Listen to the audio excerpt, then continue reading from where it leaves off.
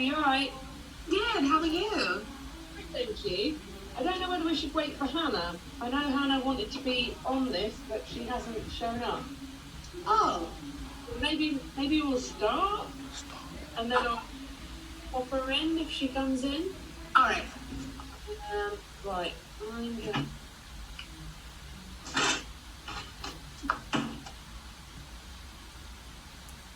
What am I going to do? I heard it's gorgeous, Ross. I'm just like, just a lovely stuff. The washing machine's broke, so I couldn't wear my Beatbox t-shirt. No! Sad time. Really sad time. I'm just trying to work out. Because normally when we're interviewing one person, we like pin it so it just records them. But I think if I do that with you guys, then you're going to be side by side, and that'll just look really weird. Oh. So, yeah. What I'll do is I'll just record it on speaker. So if you're talking, I'll record you, and I'm just record me, but I'll be on mute in between. Okay. That kind of makes sense. In fact, I just need to think. You guys don't have to worry. You can just chat. Okay. Just me that has to think. Alright, okay. That will help me. Right, I'm going to hit record. Okay, all good. So to start off with, I guess Kate first. Can I get you to explain who you all are, really? Yeah. So we're the Beatbox Academy, and we've been running for 12 years. All started with Conrad Murray. It all started with like homegrown, and then there wasn't this place to kind of constantly go and be and just have fun, and for there to be a constant place where anyone could come to and just have a nice time. And it turned into the whole Beatbox Academy, and now we do all the terms are free, and people come, and we'll have sessions where you can have a terrible day. Like, people come from all different kinds of backgrounds and days, and there's people that work, people that are at school, and kind of all get together and we just jam, really, and learn how to beatbox. You don't have to be able to beatbox, just an appreciation of beatboxing is like vital. We've got singers and rappers and spoken word artists, and I think over the years people have performed in incredible places and venues, and now like worldwide. The whole idea of Frankenstein and doing like a beatbox show came up, and it's just opened ridiculous doors, I think, to the whole, and especially to like the younger generation as well, now looking up to see where Frankenstein's going, and we've got another show starting up. So I think it's so exciting now seeing all of that happen.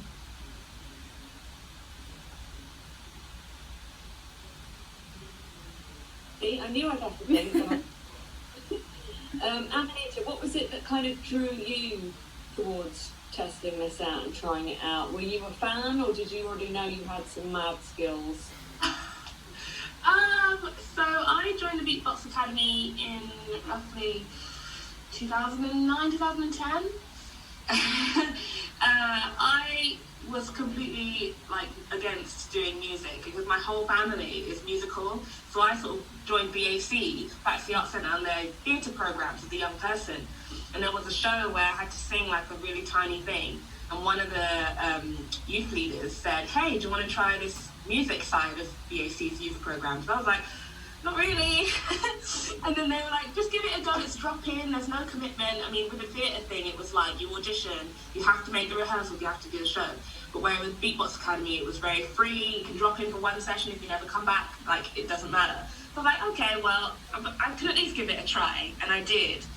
And I didn't sing a word. The whole session, I sort of just did hi-hats, I was just like... And then Conrad convinced me over time. I kept coming back because it was just so free. It was like there was no pressure to do anything, and I just enjoyed that. So that's what drew me to Beatbox Academy, and it's actually where I found my singing voice, because before going to Beatbox Academy, I didn't class myself as a singer whatsoever. And now you wouldn't stop me singing. What did your family reckon to that?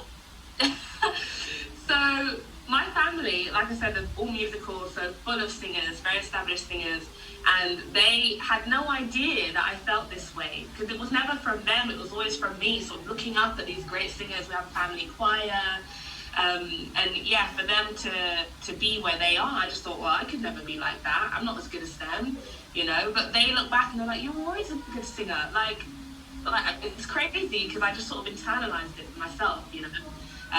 But yeah, they love now that they can hear my voice, because for them, some of them, the first time they heard me sing is in Frankenstein. Amazing. Well, you're amazing. I've just seen that Hannah's popped up, so I'm going to let her in. Say hello. Hannah, can you hear me? Hiya, sorry I'm late, guys. That's all right, don't worry. If you just pop yourself on mute, you've just missed us kind of talking about how the academy started and how Aminita got involved. Fab, well done everyone. I will shut up now and let you get on with it. Put yourself on mute. Yeah, perfect. All right. Let's start. So who had the idea to do Frankenstein? Whose idea was it? So when we first started creating a show, there was no Frankenstein, it was just a show. And I think the first idea we had was a beatbox house, which was going to be the sounds of different rooms in the house turned into music. And then I think, kind of out of nowhere, someone found out that Mary Shelley was 18 when she wrote Frankenstein in 1818. And we realized that our first scratch of our show was going to be shown in 2018. So we were like, that's kind of a strange link. And the fact that we had, you know, female writers on our show, and obviously Mary Shelley being female, and for her having the kind of adversity she had in her time, writing a book, you know, not being able to release under her own name and things like that because of the situation at the time.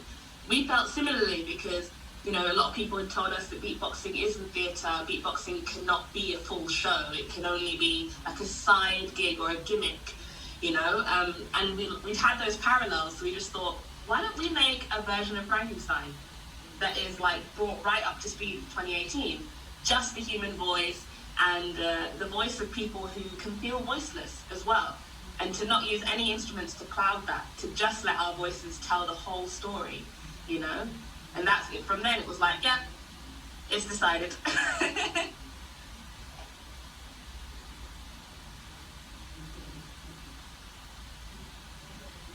We're still muted. What I'm going to do is, when Aminita's talking, I'm going to mute you, because otherwise when you laugh you pop up. That was fine that time, but I worked out I can mute you, but then you have to unmute yourself. Oh, no problem. Okay. Get technical. Yeah. So Kate, how easy is it, or hard is it, to do a show where you are just using human voice? It's hard. Really hard. Yeah, I was lucky enough, because I'm the understudy in Frankenstein, and have been lucky enough to perform it. But Rochelle's fine, she's not. I was like, yeah, it's what you have to build is your stamina, because you're not only using your voice all the time, and that's got to be warm and looked after and taken care of. You are physically doing a gig and a physical theatre performance at the whole time, and especially like those bigger venues when you've got people kind of feels like miles away from you sometimes. You've got to get them with your physicality, so kind of it's a cardio workout while you're talking. Do you know what I mean? Like they say, I think when you're doing like a good strong speed walk, you should be able to talk but not sing. This, you're like running a marathon and singing, but it's possible. It is possible. Sounds so tough. It really does sound so tough. Back to you, Aminita. Kate can. Oh no, I can mute you. Aminita, I'll mute yourself, so that's all good. Talk to me about how it's kind of, because you talked about people, voiceless people. Mhm. There's lots of stuff, it feels very contemporary, talking about like social media and like trolling and bullying and stuff. So how did you kind of decide, or how did you bring those kind of elements into a kind of updated version? So really the way we make music is that we start with a circle jam. So it's just like an improvised piece of music that one by one we bring in a new sound and we just meet that sound. And then somehow we record it, probably on someone's phone, and then just play it in a little speaker. And then we let that loop round and we start writing. Individually we all start writing, so we just write from the heart whatever we feel the track is making us feel. And then through that's how most of these subjects were raised, because it's just stuff that we're actually affected by, stuff that we actually care about. And for me, definitely there was a lot to do with social media, because I felt I dipped in for a little while into plus size modeling, and there was a lot to be said about me not being big enough to be a plus size model, even though I was a size 16, 18 at the time. And it was like, you're too small, you don't fit in here. And then it was like, well, for normal modeling, it was like, well, you're too big, you don't fit in here. And I had a lot of, abuse online for things like that. And then on top of that, you've got your skin color, you've got your gender, that people seem to feel the need to express their negative opinions about. And so when I had the chance to just write freely with no pressure, because that's the nature of Beatbox Academy. We're not going to put words in your mouth, but let's talk about what you want to talk about, and that's how it came up for me and for everyone in the group, because we all have our different experiences, we all have, our different obstacles in life that we have to overcome. And that's where the track Life's the Battle comes from, because it does feel like that. And there's a little play on the fact that, in beatboxing, the most highest form is the beatbox battle, So for us, Life's the Battle just brought all of that together. Yeah, I mean, social media is kind of a horror story of our times, really, isn't it, in a way? Yeah, like it connects us, but it also divides us on so many levels. It creates, it's like, in school you have the lunch tables, who sits here, who's in this clique, who's in that clique. And it's like, who's in the, thousands of followers and who's only got 20 followers. You kind of get separated in that way. And it's difficult because, as humankind, we try to advance ourselves and try to reach new heights, but sometimes you solve one problem and you cause another, which is kind of like Frankenstein, I guess, because, if you want to bring someone back to life, that sounds like a really great idea, and then it's problematic. Yeah, it's not so good in the long run. Either of you can answer this one. So Kate, you can unmute yourself. Is there like a particular noise that you can make that is the kind of equivalent of like a minor key on the piano? Is there a noise that sounds a bit sinister that you kind of felt that you used quite a lot in practice, going just to give it that kind of edge? There's those notes, like some of the notes especially that Tyler comes, because Tyler's mostly like started off as a rapper and then kind of has these wicked fast beats and stuff, and then he comes out with and like that, those repetitive sounds, like definitely from watching it so many times, they're always the ones that give you the spine tingle. I have this one song, and obviously me and Kate have both had to do this song.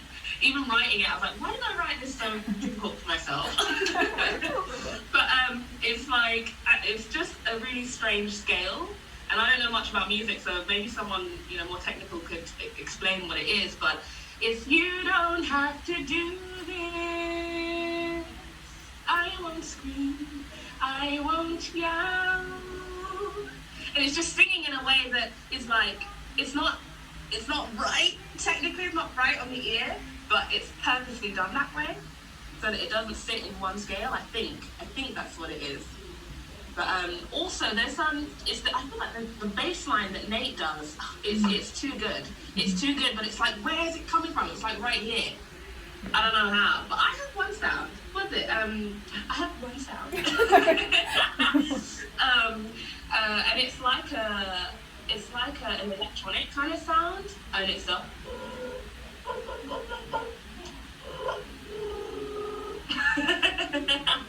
And I do that in a few of the songs to give it kind of an electronic edge, and I do see a couple of people go, you know, that's recorded like that, and it's like, it's not, it's me. I think as well, like one of the most obvious ones is when ABH comes out with his bass. Like if it's like a real just like but like deep from the throat, like just it like shakes the room. Yeah.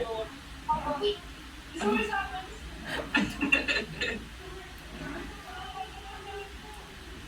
ABH is insane. There's a reason why he's champion, UK world champion. Deserved. Chris has been doing like little bits of it today. Like Yes, on the yeah. mics when we do like the rap stuff and he comes out with it, which is like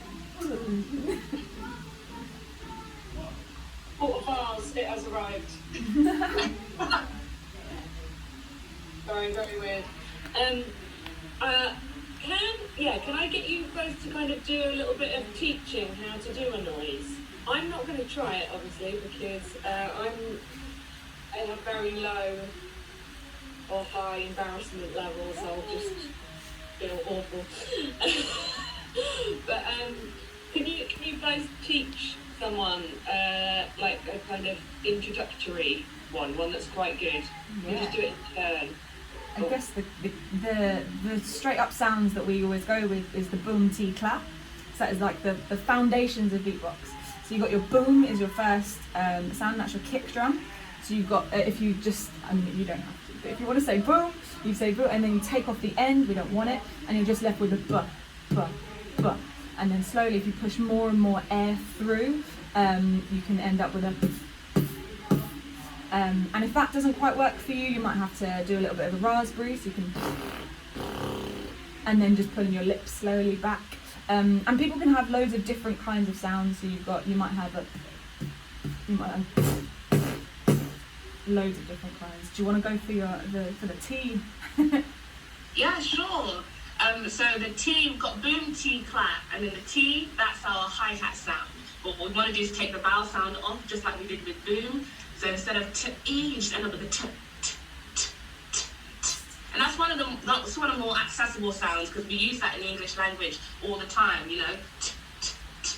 And then you've got like a hi-hat sound, and you can also extend it and draw out the S. So you've got T, T, T, T, T. Or you can get a bit jazzy.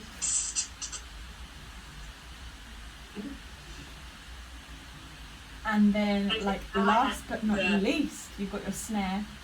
So you've got clap. This is usually like the hardest one, but it's okay because all snares are welcome. It's fine. You can have loads of different sounding snares.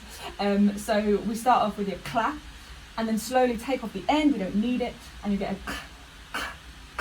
And you can breathe out. You can breathe in. If you start to swallow your tongue, you've gone too far. So it might sound a bit like. It's just experimenting to see what's right for you. But yeah, eventually you can just build your sounds up that they just sound like fat sounds. And it's great to see people like practice. You see them day one, and then like day 3, they're just like, and they're just like. Yeah, I don't think that would be me, but it sounds amazing. Only stupidly walking around the flat trying, yeah. Thank you very much, that's great.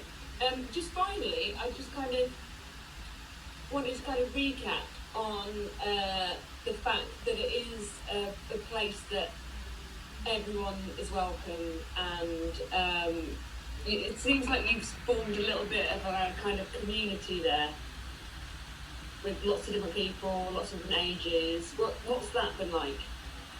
So it's amazing, to be honest. Like, there's no other word to describe it, and it became normal for me because I lived 2 minutes away from BAC, so I was just there every night after school. Even if I was just out doing my homework, it was just a place to be where no one judged why you were there. Everyone was just welcome, kind of like a library. You can just go and sit and chill. You don't have to contribute. You don't have to, in that no pressure situation it's just what makes it so like real, because it attracts people from all walks of life that way. We don't set out to say, oh, we need this place to be diverse, or we need this place to have more women or more men, or, you know, that's just naturally who gravitates to the building, just because of how it's run, you know. And it's really, really heightened, that feeling, when I go to other venues and it's not the same, and there is that pressure and there is that kind of I guess disparity between the demographics that are being attracted,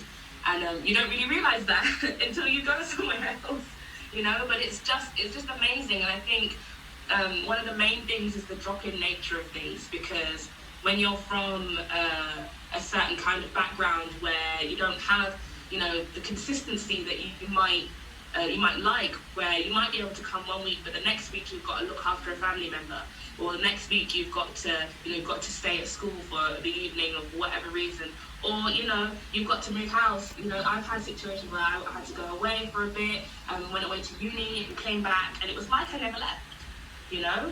So with that being the nature, it's like you come to one session and you're a family member. That's it, you're in, you know. And I think we've even had gigs where Conrad, the director, will send us a text and be like, oh, there's a gig tonight, do you want to do it? And it's like, well, what are we performing? It's like, I don't know, but you've been to Beatbox Academy, so come on, and even if you're just doing hi-hats, we'll do a show, you know. And with that being it, it's like, yeah, okay, coming down, you know. And it's not about any money or anything like that, because, you know, before Frankenstein, it was like, we're just coming for the fun, you know. We just love doing this stuff, and that's why we're here. And I don't think it's replicated in any building that I've worked in, you know. It's so unique and it's so beautiful, but I do want it to exist everywhere.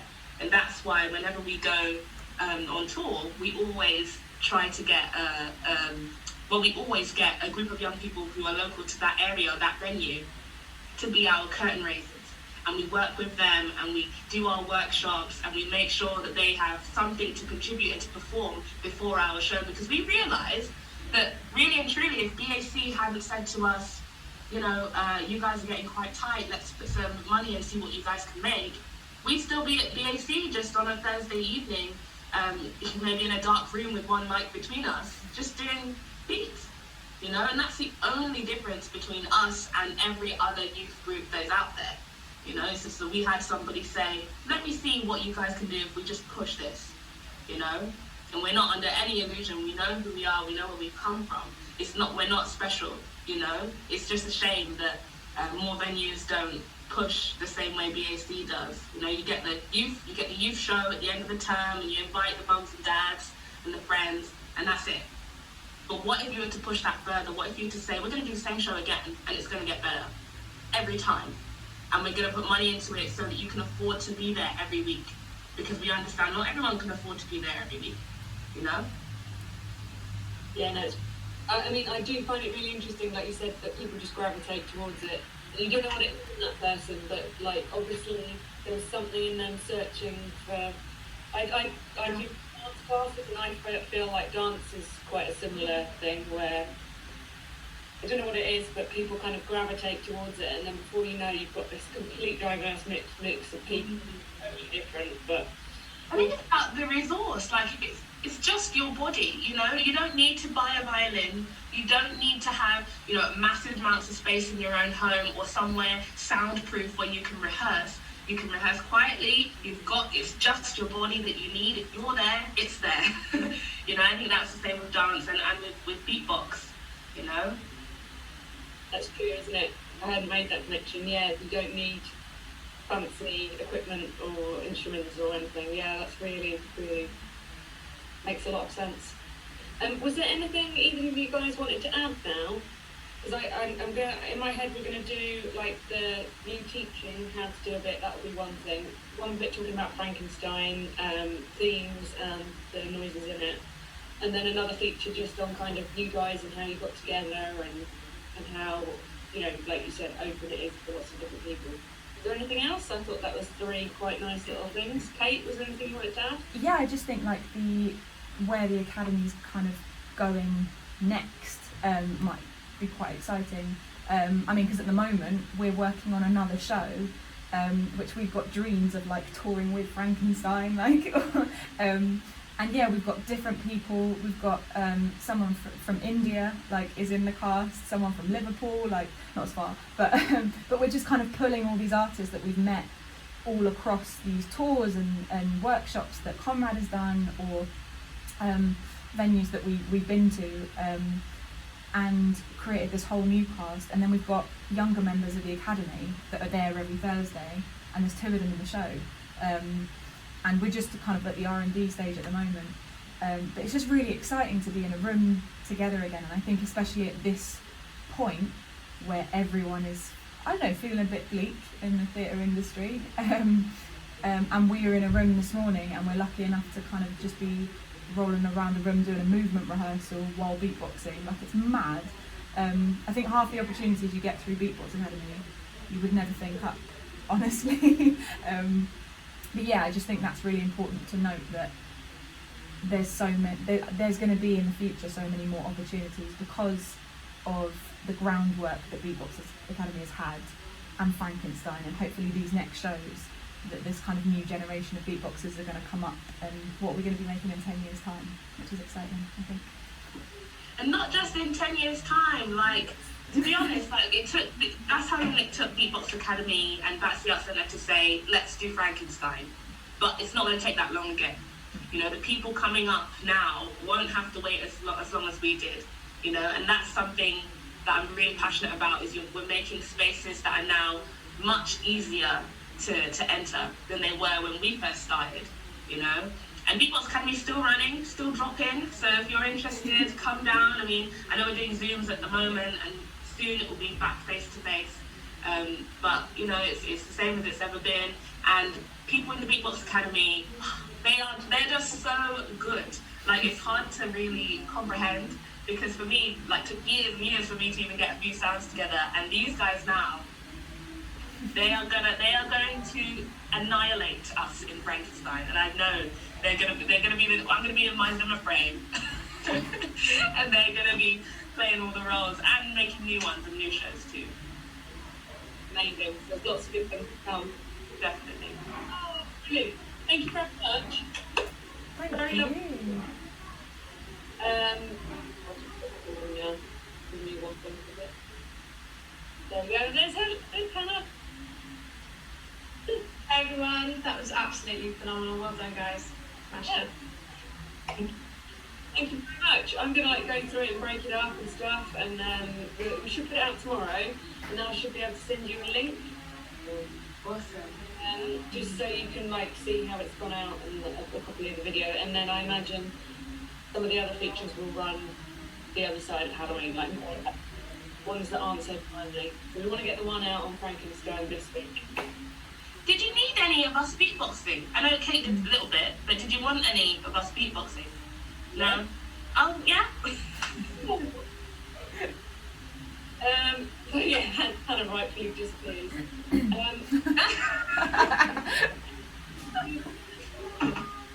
Together? Oh. I don't know if the sound will come through properly. It'll be different timing. Lag. Zoom.